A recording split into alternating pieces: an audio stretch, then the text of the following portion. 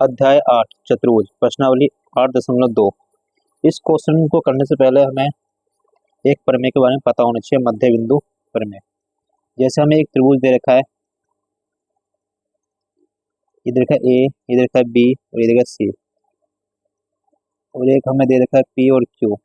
ये A B का मध्य बिंदु पी है और ए सी का मध्य बिंदु क्यू है।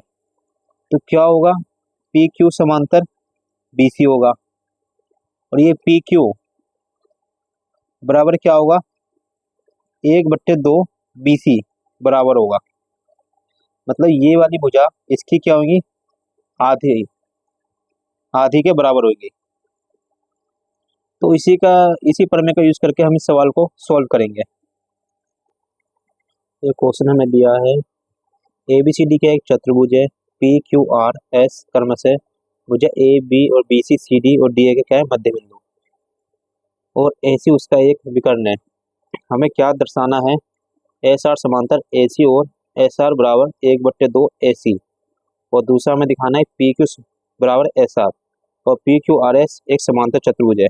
और हमें दिया गया क्वेश्चन में ए बी सी डी क्या एक चतुर्भुज है, ये आर क्यू पी एस ये क्या है, मध्य बिंदु है। पहला क्वेश्चन हम करते हैं उत्पत्ति। हम जाएंगे त्रिभुज डी ए सी में, त्रिभुज डी ए सी। अब यहाँ क्या समांतर दे रखा हमें, एस आर समांतर ए सी, पहला समीकरण। ये जो एस आर समांतर हमें क्या दे रखा है, ए सी, और ऐसे हमें इसमें क्या दे रखा है, एस आर बराबर, ये जो एस आर होगा इसका क्या होगा, आधा होगा। तो हम क्या लिख देंगे, 1/2 ए सी। ये किससे हो जाएगा, दूसरा समीकरण ये हो जाएगा मध्य बिंदु प्रमेय, मध्य बिंदु प्रमेय से।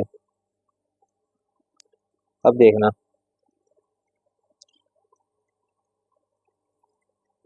इसका अब हम दूसरा करेंगे सिद्ध। पहला तो हो गया, तो दूसरा करेंगे त्रिभुज A B C, A B C में पी क्यू, ये पी क्यू समांतर ए सी, पी क्यू समांतर ए सी, ये समीकरण 3। और पी क्यू किसके आधा होगा, ए सी के, बराबर 1/2 ए सी। ये क्या होगा, चौथा समीकरण किससे, मध्य बिंदु प्रमेय से। अब देखना, समीकरण 2 और समीकरण 4, ये 1/2 ए सी और 1/2 ए सी किसके बराबर, एस आर और पी क्यू, पी क्यू। तो मैं लिख सकता हूँ समीकरण 2, समीकरण 2 और 4 से तुम्हें क्या बराबर मिल जाएगा, इसमें एस आर बराबर पी क्यू। इसको हम नाम देंगे पांचवा समीकरण। अब हमें तीसरा प्रूव करना है, समीकरण 1 और 3 से, समीकरण 1 वहां समीकरण 3 से, तो हमें क्या बराबर मिल जाएगा, एस आर समांतर ए सी के दे रखा है और पी क्यू समांतर ए सी के, तो हमें क्या मिल जाएगा, एस आर समांतर पी क्यू। ये एस आर और पी क्यू क्या होगा, समांतर होगा किससे, समीकरण 1 और 3 से। इसको मैं नाम दे रहा हूँ समीकरण 6। और पी क्यू बराबर एस आर, जो पी क्यू होगा ये किसके बराबर होगा, यहाँ देखना, पी क्यू होगा बराबर एस आर के, किससे हो जाएगा, ये समीकरण 5 से। यहाँ में हमने ऑलरेडी इसको सिद्ध कर रखा है, समीकरण 5 से। अब ये आते हैं सम्मुख भुजाओं का एक युग्म बराबर तथा समांतर समांतर है, तो अतः पी क्यू आर एस एक समांतर चतुर्भुज है।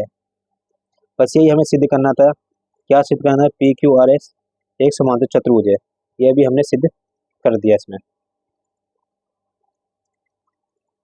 क्वेश्चन दूसरा, ए बी सी डी एक समचतुर्भुज है और पी क्यू आर और एस क्रमशः भुजा A B B C C D और डी ए के मध्य बिंदु है। तो हमें क्या सिद्ध करना है कि चतुर्भुज पी क्यू आर एस एक आयत है। अब ये क्या बोल रहा है? पी किस पे स्थित है? ए बी पर, मतलब मध्य बिंदु पर स्थित है। इन चारों को पहले हम मिला देते हैं।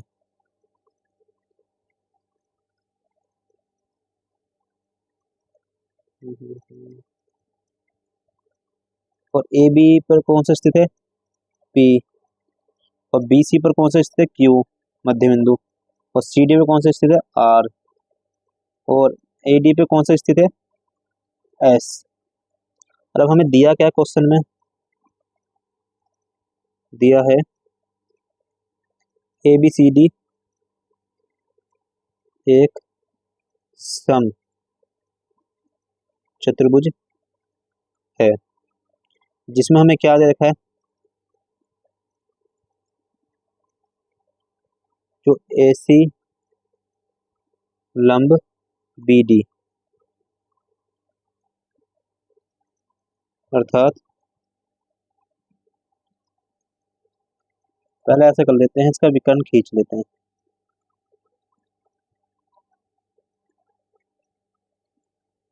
इसका नाम है तो ये जो समचतुर्भुज विकर्ण होते हैं ये क्या करते हैं? 90 डिग्री के एंगल बनाते हैं। मतलब ए सी लंब हम लिखते हैं बी डी पर, अर्थात एंगल ओ क्या हो जाएगा? 90 डिग्री।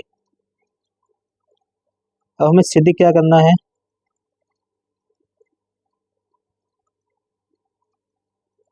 सिद्ध करना है पी क्यू आर एस चतुर्भुज एक आयत है। अब हम करेंगे उपपत्ति। अब हम जाएंगे त्रिभुज ए बी सी, त्रिभुज ए बी सी में। ए बी सी में हमें क्या दे रखा है? पी क्यू समांतर ए सी, ये रेखा इसके हमें समांतर दे रखा है। ये क्या हो जाएगा? पहला समीकरण। और ये क्या हो जाएगा? पी क्यू बराबर पी क्यू बराबर क्या हो जाएगा? 1/2 ए सी। ये हो जाएगा दूसरा समीकरण। कौन से परिमेय से? मध्य बिंदु परिमेय से। ठीक है, अब देखना। अब हम जाएंगे त्रिभुज डी ए सी में।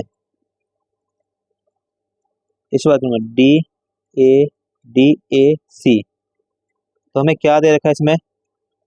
एस आर समांतर ए सी, ये हो जाएगा तीसरा समीकरण। और एस आर बराबर क्या हो जाएगा? 1/2 ए सी, ये क्या हो जाएगा? चौथा समीकरण। ये भी किससे? मध्य बिंदु परिमेय से।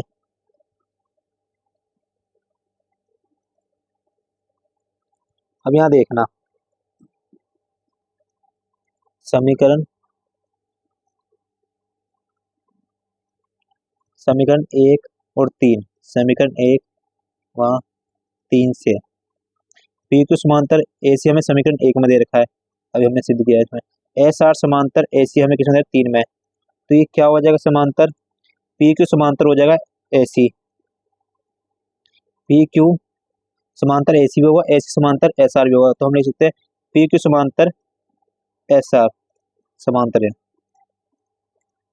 ये क्या हो जाएगा, पांचवा समीकरण। देखिए और देखना समीकरण, समीकरण 2 वहां 4 से, 2 और 4 में हमें क्या मिल जाएगा, पी क्यू हमें किसके बराबर देगा, 1/2 ए सी। एस आर हमें क्या देखा है, 1/2 ए सी, मतलब 1/2 ए सी किसके बराबर, पी क्यू के। 1/2 ए सी किसके बराबर है, एस आर के। तो मैं क्या लिख सकता हूँ, पी क्यू बराबर एस आर। ये क्या हो जाएगा, समीकरण 6। तो मैं लिख सकता हूँ समीकरण, समीकरण 5 वहां समीकरण 6 से पी क्यू और एस एक समांतर चतुर्भुज है। क्यों है, क्योंकि अभी हमने एक साइड बराबर दिखा दिया और एक साइड समांतर। तो ये किसकी प्रॉपर्टी होती है, जब एक साइड बराबर और एक साइड समांतर हो, तो ये क्या होता है, एक समांतर चतुर्भुज की रचना करता है। अब देख रहा, मैं एक रचना और कर लेता हूँ इसके अंदर। इसका नाम दे दे रहा हूँ मैं एफ, इसका नाम दे रहा हूँ ई। ये तो 90 है ही, ठीक है। हाँ हम जाएंगे चतुर्भुज पी ई ओ एफ में। अब इसमें समांतर क्या दे रखा है, पी समांतर, ये पी समांतर क्या दे रखा है, एफ ओ। जो कि हमने अभी सिद्ध किया था, पी क्यू समांतर ए सी। जो पी क्यू समांतर क्या है, ए सी के, तो ये छोटी वाली भुजा भी किसके समांतर होंगे, इसके, पी के। इसी प्रकार हम लिख सकते हैं पी एफ, पी एफ समांतर क्या होगा, ओ ई या ओ ई। अतः हम लिख सकते हैं पी ई ओ एफ एक समांतर, समांतर चतुर्भुज है। जब ये समांतर चतुर्भुज होगा तो ये वाला भी एंगल क्या होगा, 90। ये भी 90 है, ये भी क्या हो जाएगा 90, ये भी 90। तो एंगल को, एंगल पी, ये भी क्या होगा 90, ठीक है। ये हमें दिया है इसी के अंदर।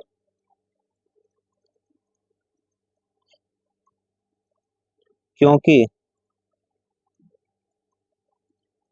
एंगल पी क्या है 90, तो ये हमने सिद्ध किया है, ये क्या है, समांतर चतुर्भुज। तो ये इसके सम्मुख कोण क्या हो जाएंगे, ये बराबर हो जाएगा, ये भी क्या हो जाएगा, बराबर हो जाएगा, ये भी बराबर हो जाएगा, ये भी सब क्या होंगे 90 डिग्री। तो अतः ये एक आयत है। क्वेश्चन तीसरा, ए बी सी डी एक आयत है जिसमें पी क्यू आर और एस क्रमशः भुजा A B B C C D और डी ए का मध्य बिंदु है।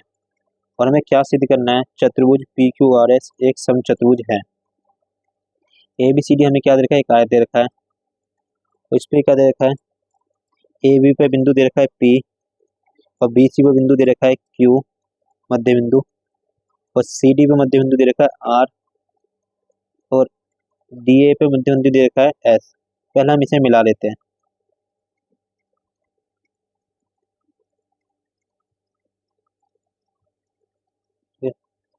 फिर इसके विकर्ण भी हम इसे मिला देते हैं इसमें।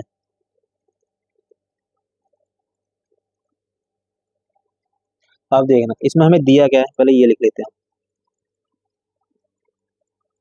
दिया है चतुर्भुज ए बी सी डी एक आयत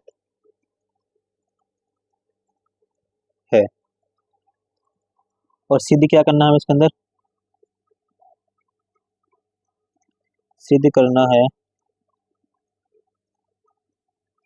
चतुर्भुज पी क्यू आर एस एक समचतुर्भुज है। सम चतुर्भुज है। अब हम करेंगे रचना करेंगे। रचना से मैंने पहले कर दिया।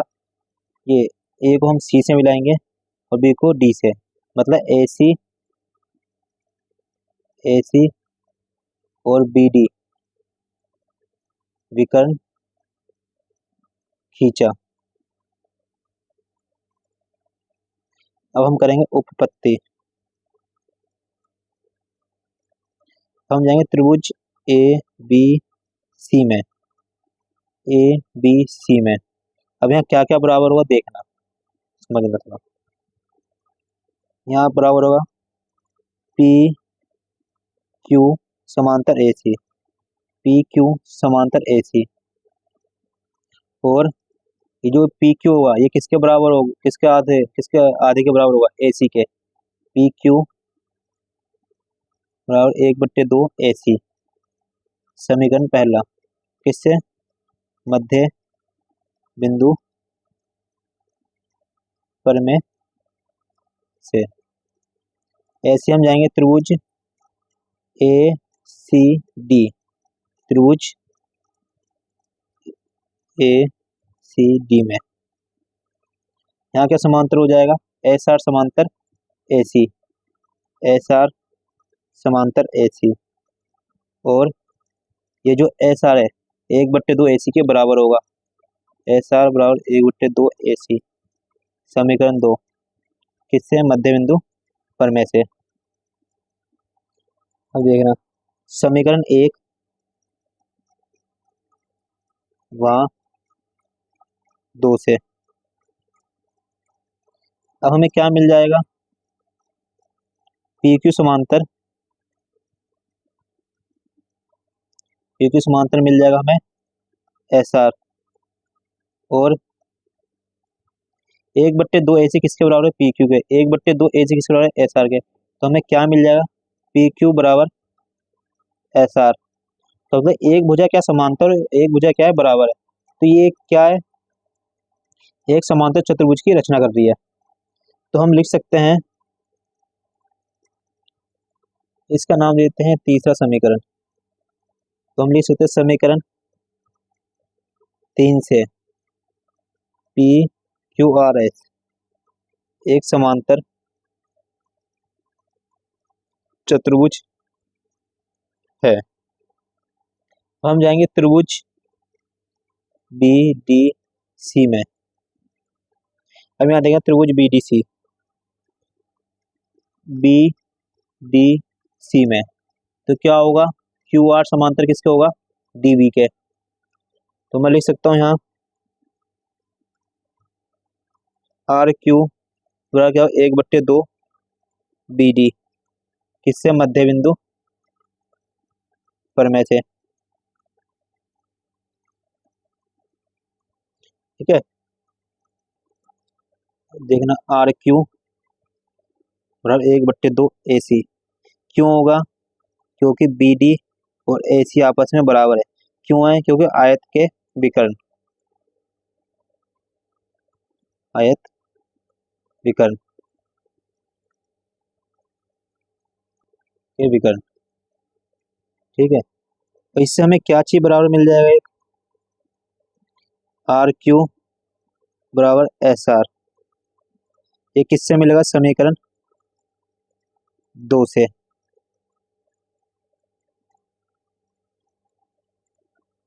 क्यों होगा, इसका हम कारण लिख सकते हैं यहाँ, क्योंकि क्योंकि पी क्यू आर एस एक सम चतुर्भुज है तथा इसकी आसन कोण, ये आसन भुजा एस आर व आर क्यू भी बराबर है।